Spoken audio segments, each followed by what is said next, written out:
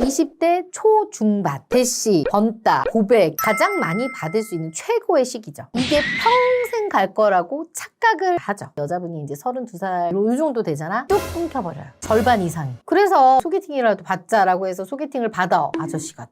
뭘 모르는 거야, 4살까지는. 근데 더 충격인 건 뭔 줄 알아? 내가 쳐다도 안 봤던 남자들, 그 남자들이 이젠 나를 봐주지 않아요. 피디님들, 최근에 제가 여자분 상담을 한 번 했는데 너무 안타까운 사례가 있었어요. 무슨 사례였길래요? 이분한테 치명적인 단점이 있었습니다. 다른 거는 괜찮았는데 그녀의 나이였어요. 35이요. 좀 더 일찍 왔으면 좋았을 텐데 사회생활하고 하다 보니까 이제 좀 내가 늦은 거를 깨달아서 왔다고 하더라고요. 여자분도 후회를 너무 많이 하더라고. 그래서 이렇게 괜찮은 스펙인데도 내 좋은 시기를 놓쳐서 안타까워하면서 오시는 분들이 꽤 있습니다. 여자분들 중에. 근래에 뭐 스펙 평가 해가지고 여성분들 같은 경우 스펙이 되게 좋은데 그 나이 때문에 점수를 되게 깎아먹는 경우가 있잖아요. 그런 사례인 거죠. 노처녀가 돼가는 과정에 대해서 정확하게 이야기해 볼게요. 첫 번째입니다. 20대 초중반, 즉 대학생 때부터 시절을 얘기하는 거죠. 이때는 여자의 전성기예요. 어딜 가든 나이 어리다고 대접받고 풋풋하다, 예쁘다, 뭐 싱그럽다 이런 얘기들 너무 많이 듣잖아. 그리고 어때? 주변의 남자들한테도 웬만큼 보통이어도 대시를 많이 받게 되는 시기인 거죠. 대시, 번따, 고백 이런 거를 가장 많이 받을 수 있는 최고의 시기죠. 피디님도 지금 20대잖아. 어때? 이 나이 때 번따 많이 당했어요? 제일 많이 당했었던 나이가 대시는 지금도 받고 있나요? 가끔 가다가. 가끔 가다가. 근데 이 나이 때 더 많이 받았나? 그쵸? 그러니까. 표정이 왜 그래? 아닌 거야? 못 받아가지고 모르겠습니다.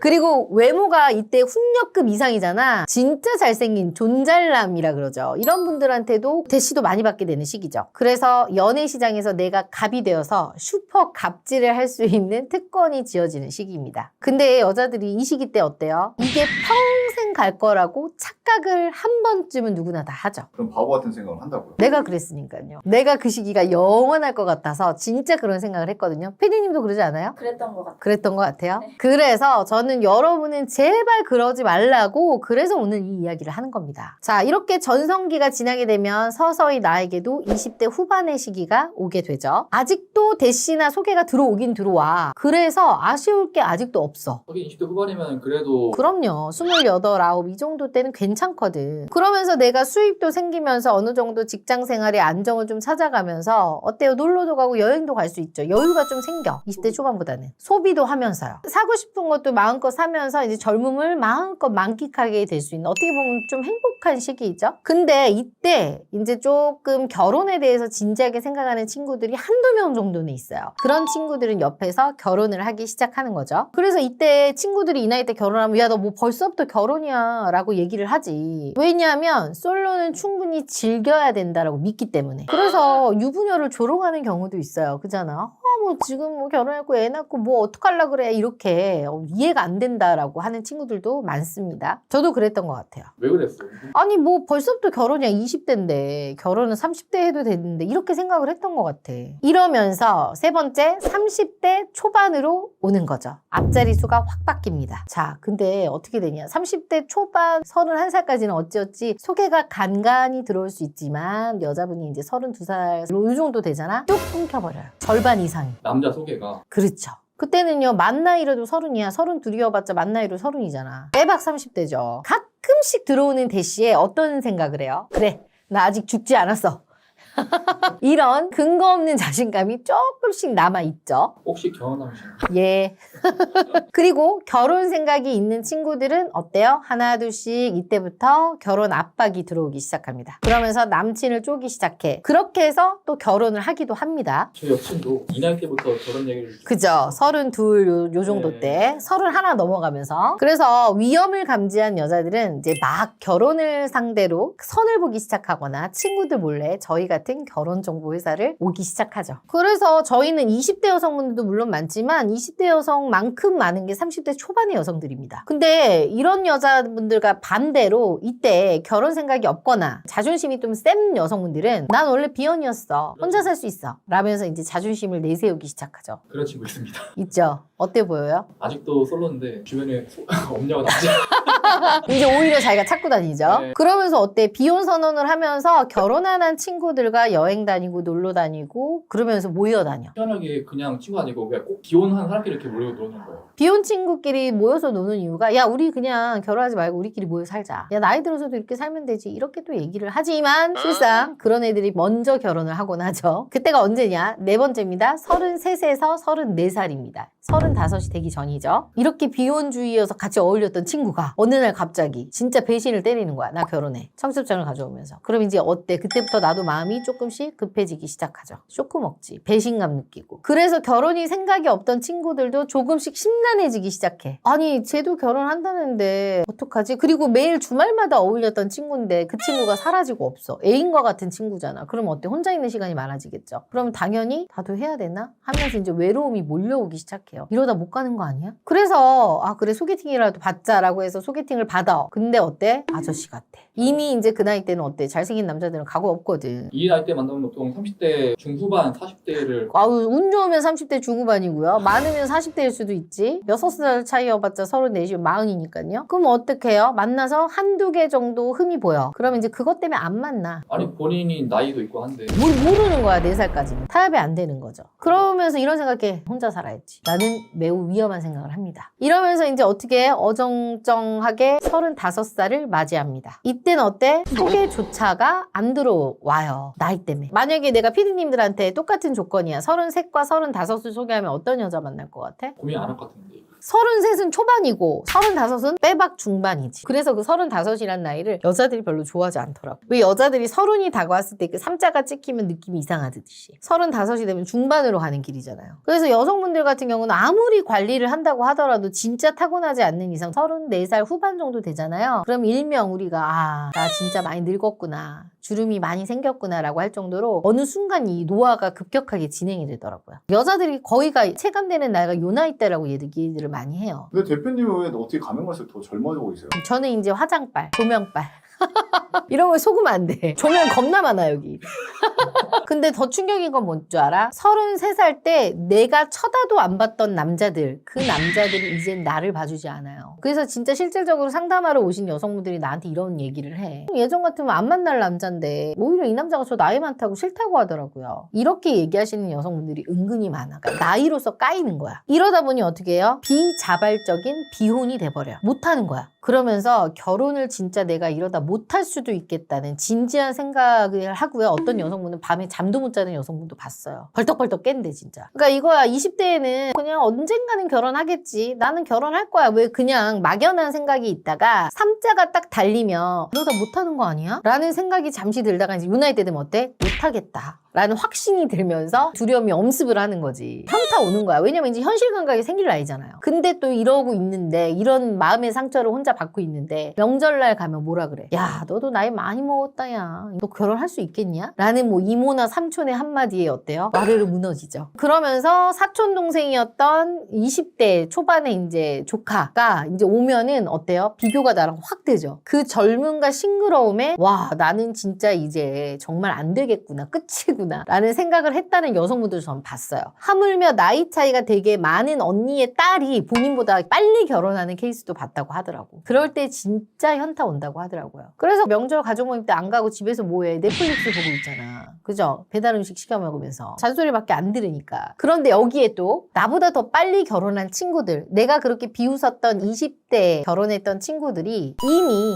초등학생 엄마가 돼서 본인들의 생활을 즐기고 있거나 혹은 한 2년, 3년 전에 노산으로 아이를 낳아서 2살, 3살짜리 아이를 키우고 있는 내 친구들의 모습을 보면 어떤 생각이 들까요? 애 낳고 싶다. 근데 나이를 보니 낳을 수 있을까? 라는 막막함이 밀려오죠. 이거는 여자분들이 솔직히 오셔서 저한테 이런 얘기를 많이 해요. 근데 이제 여기에 남편이 있는 친구가 남편 욕을 하지만 남편한테 의지를 하잖아. 야 그래도 남편이 있는 게 없는 것보단 더 낫더라. 이런 경험담을 얘기하는 걸 들으면 이제 나는 아플 때 누가 나한테 와줄 사람도 없잖아. 아, 난 남편도 없구나 라는 생각이 들면서 굉장히 서글퍼지더래. 저는 실질적으로 결혼을 안 한 저보다 나이가 좀 있는 언니가 저한테 항상 그 얘기를 했어요. 언니 돈도 되게 잘 벌고 예쁜데 야 그래도 난 너가 부러워. 왜냐면 넌 남편도 있고 아들도 있잖아. 얼마나 든든하니. 그거에 나이 먹어서 이제 그 언니가 그걸 느낀다고 하더라고요. 근데 또 하나는 뭔 줄 알아? 진짜 더 대못 박는 거? 우리 같은 결혼정보회사에 오잖아요. 여자 나이가 실질적으로 만 나이 말고요. 35살 이상이 되면 10,000원이라 그래서 가입비도 더 비싸. 진지하게 봤습니다. 아니 안 그래도 서러운데 이런 얘기 많이 해. 아니 대표님 안 그래도 서러운데 왜냐? 소개가 그만큼 힘드니까. 그럼 이때부터 자존감이 박살나기 시작하는 거죠. 무서운데요. 그렇네. 내가 얘기하고 보니까 무섭네요. 이러다 보니까 아우 나 그럼 이제 결혼 안 할래. 내 자존감까지 박탈됐어 라고 하시지만 이렇게 40살까지 가셔서 41, 2에 오시잖아요. 그러면 진짜 그때는 더 자존감이 더 내려가실 수밖에 없어요. 대표님 요즘 비혼주의자를 되게 결혼 안 한다는 이유가 솔로가 편하다, 혼자서도 잘 살 수 있다 이렇게 말하잖아요. 대표님 보시기에 어떤 것 같아요? 부분적으로 인정하는 편이고요. 과거와 달리 결혼이나 출산이나 양육 말고도 할 수 있는 활동들이 너무 많아졌어요. 그래서 비혼으로 살아도 괜찮을 거라고 생각하시는 분들의 비중도 훨씬 많아졌고, 근데 비혼으로 살고 있는 30대 후반부터 이제 40대 사람들을 보잖아요. 혼자 잘 살 거라고 떵떵거리던 90%의 사람들이요. 결국 후회하면서 상대를 찾더라고요. 아, 다 후회하게 될 경우에는 그렇더라고요. 실질적으로 50대의 초혼, 60대의 초혼이신 분들도 요새 문의를 많이 주시다 보니까 이런 얘기를 많이 해요. 결국에는 찾으러 오는구나. 결국에는요. 많은 사람들이 여자들만 후회할 거라고 생각하는데요. 남자들도 후회하시는 분들이 꽤 많습니다. 그래서 이렇게 비혼주의를 대부분 나중에는 후회하게 되는 그 이유에 대해서 한번 몇 가지 이야기해 볼게요. 첫 번째, 비혼이 선택이 아닌 강제가 돼버리는 거죠. 안 하는 거랑 못 하는 거랑 차이가 적어요, 커요? 크지. 예를 들면 이거야. 내가 치킨을 그냥 먹지 않는 거, 그리고 내가 치킨을 못 먹는 거. 못 먹으면 어때? 서럽지. 불행하지. 먹고 싶은데 못 먹는 거잖아. 그래서 30대 초반에서 중반까지는 어찌어찌 내가 몸부림을 치고 찾으려고 하면 찾고 결혼할 수 있어요. 충분히. 그때 비혼을 얘기하는 거는 충분히 선택일 수 있어요. 그만큼 수요가 있으니까. 근데 정말 30대 후반에서 40대가 딱 되잖아요. 완전 달라져. 확 줄어들어요. 선택받을 수 있는 확률이 줄어드는 거죠. 그래서 이때는 열심히 노력해도 안 되는 거야. 비혼이 선택에서 이제 강제가 되는 그 시기죠. 즉 결혼이 이제 안 하는 게 아니라 내가 못 하게 되는구나 라는 생각이 들면서 후회가 이제 밀려오는 거예요. 혹시 그러면 대표님 지인 주변 중에서 처음에 비혼 하다가 나중에 이런 식으로 비혼을 하게 된 케이스가 있어요. 제 주변에 무슨 업체를 운영하시는 분인데 남자분이 50대 한 중반 정도 됐는데 정말 3년 전의 모습과 지금 모습이 완전 달라요. 그때는 좀 그래도 괜찮았거든요. 근데 얼마 전에 봤는데 확 나이가 딱 드신 그 느낌이 들더라고. 그러면서 같이 이제 맥주를 간단하게 이렇게 먹었는데 집에를 가기 싫어하시더라고. 그러면서 자꾸 자기가 돈을 내면서 시간을 끌려고. 사람이 고파서. 그래서 내가 아니 사장님 이렇게 계속 이렇게 사람들 만나세요 그랬더니 나는 내가 돈을 줘야 사람들이 만나줘 라고 얘기를 하시더라고. 돈을 줘도 안 만나주는 사람도 있대. 다 결혼을 했잖아 주변에. 그 말 듣는데 좀 마음이 짠하더라고요. 그분도 되게 비혼이었다가 이제는 강제로 비혼이 된 케이스죠. 50 중반이니까 본인이 아이를 가질 수 없을 거라는 생각도 하시더라고. 가임기 여성이 그 나이 많은 남자를 그렇지. 제가 그분을 아는 여자 언니들한테 좀 남자면 56세다 이러면 어머 미쳤나봐 이 지집애 막 이래요.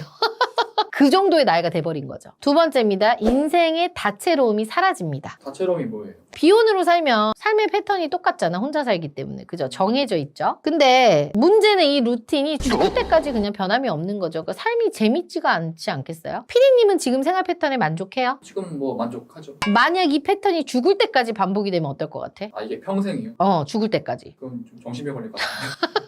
지금 당장은 뭐 이 주기가 계속 간다고 하면 평화롭고 뭐 좋긴 하겠지만 이 패턴이 계속 죽을 때까지 된다 그러면 정신병 걸릴걸? 그런데 반면 결혼은 어때요? 육아, 출산, 동거 등등 이런 변화를 계속 겪잖아. 특히 육아할 때 자식이 생기면요. 그 아이의 나이대별로 생기는 그 감정이라는 거는 이거는 설명할 수가 없어요. 그죠? 키워봐야 아는 거라서. 그거는 진짜 경험을 해볼 만 하거든. 아무리 힘들어도 아, 그럼요. 살아가는 힘이 있잖아. 혼자 솔로로 살면서 커리어도 좀 높아지고 뭐 스펙도 쌓이면 물론 좋겠지만 그렇게 해서 번 돈 누구 줄 거예요? 혼자 쓰다 다 죽고 갈 거야? 너무 무료할 것 같지 않아? 사람이 누군가를 위해서 좀 쓰고 이런 재미가 있어야 되잖아. 근데 나의 아이와 내 새끼가 있으면 그게 또 다르거든요. 걔를 위해서 살아가는 그 뿌듯함. 그거는 인간으로서 한 번쯤은 겪어봐야 될 것 같아요. 그래서 비혼들은 아이가 자라면서 겪는 희노애락을 경험할 수 없기 때문에 이게 좀 많이 아쉽죠. 40 넘어서 50 넘어서 계속 이렇게 매번 무료한 생활이 이게 반복이 되면요. 비혼을 후회 후회하게 되는 경우가 은근히 많이 있습니다. 세 번째입니다. 외로움입니다. 사실 이게 가장 큰 이유죠. 절대 나는 외로움을 안 타 이랬던 분도 40대가 넘어가면 쓸쓸하고 외로워진다고들 얘기해요. 번 돈으로 혼자 여행 다니고 펑펑 쓰면은 외로울 일이 전혀 없을 것 같은데 그것도 하루 이틀이지. 결국 취미와 소비로 쓰는 그 희노애락은 오래 갈 수가 없어요. 결국 무뎌지고 희미해져. 쾌락의 역치가 높아지기 때문이죠. 예를 들면서 우리가 햄버거를 먹어. 햄버거 처음 먹었을 때 너무 행복하지, 맛있어서. 근데 두세 번, 10번, 지금 20번, 지금은 어때? 무뎌지죠. 그렇게 되는 거야. 근데 이 외로움이라는 느낌은 되게 신기한 게 시간이 갈수록 되게 뚜렷해지고요. 강렬해진대요.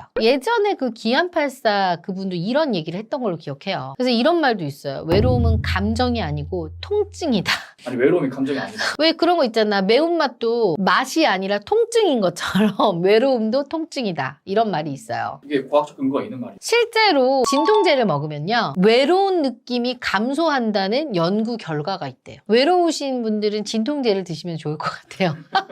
그래서 이 외로움이 나이 들수록 더 선명해지고 그리고 스스로 극복하기 어렵기 때문에 결국 비혼을 후회하게 된다. 이런 얘기들을 많이 하십니다. 대표님도 결혼을 일찍 하시지 않았잖아요. 네네. 엄청 외로울 때 결혼을 했죠. 30대 중후반이었으니까. 원래 외로움을 잘 타는 성격이에요. 의외로. 그때는 더 공허함이 컸지. 지금 피디님이 혼자 살고 있지만 젊으니까 지금은 뭐 들어가도 쾌행하고 해도 그 젊은 기운이 있어. 근데 이제 10년 후면 몇 살이야? 40 다 되잖아. 그때도 이제 막 흰머리 희끗희끗 나가지고 혼자 일 싹파지게 하고 와서 아무도 반겨주지 않는 그 냉한 기운에 딱 들어갔을 때 어떨 것 같아요? 굉장히 공허할 것 같지 않아? 초라하고? 그때 이제 진통이 찾아오겠지. 약 먹어야지. 약 먹을 시간입니다. 네 번째입니다. 공허함. 외로움을 넘어서 이제 공허함. 기댈 곳이 없어 이제. 나는 누구인가? 여기는 어딘가? 이런 생각 들지 않을까? 특히 이제 나이 들잖아요. 부모님 돌아가시잖아요. 그럼 이제 이때 미쳐버리는 거야. 이때 오시는 분들 진짜 많아요. 부모님 돌아가실 때. 왜냐면 그때 이제 이런 얘기를 하지. 상복을 입고 있는데 막내 동생은 이미 결혼을 해서 뭐 아이랑 처가 옆에서 보고 있는데 자기는 장남인데 결혼도 안 하고 그러고 있으니까 되게 너무 초라하고 너무 자기가 불효를 하는 것 같더라. 엄마가 아빠가 혹은 눈을 못 감는 것 같더라. 이런 얘기까지 하시면서 우시는 분도 봤어요. 저는. 세상에 이제 홀로 남겨진 기분이지. 부모님이 없어지는 순간이잖아요. 그리고 형제가 있잖아요. 형제가 있어도 결혼하면 뭐 같이 봐요. 남미지 거의 뭐. 부모님이 계시면 부모님이 나를 찾아주고 형제간에도 자주 만나는데 부모님 없으면 형제간도 잘 안 만나요. 부모님이 안 계시는 거, 돌아가신 거기 때문에 내가 돌아갈 곳이 없는 거야 이제는. 안식처가 사라진 거죠. 그리고 진짜 40 딱 넘잖아요. 그럼 나를 찾는 사람이 없어. 이 얘기 진짜 많이 해요. 그리고 나를 궁금해하는 사람도 없대요. 이게 더 슬프대요. 아까 내가 얘기했잖아요. 그 50대 넘은 분. 돈을 써도 사람이 안 만나준다고.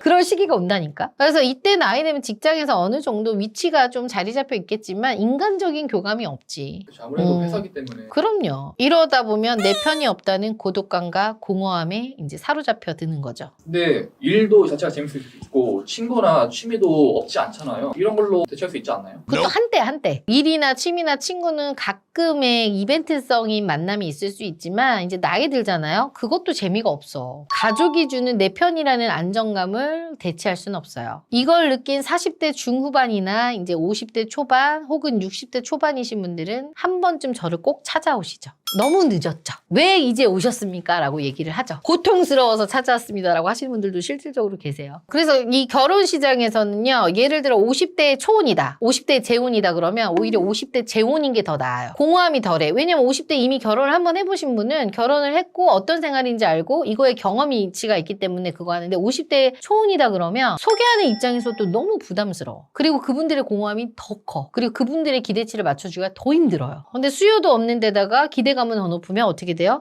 진통제를 드려야죠.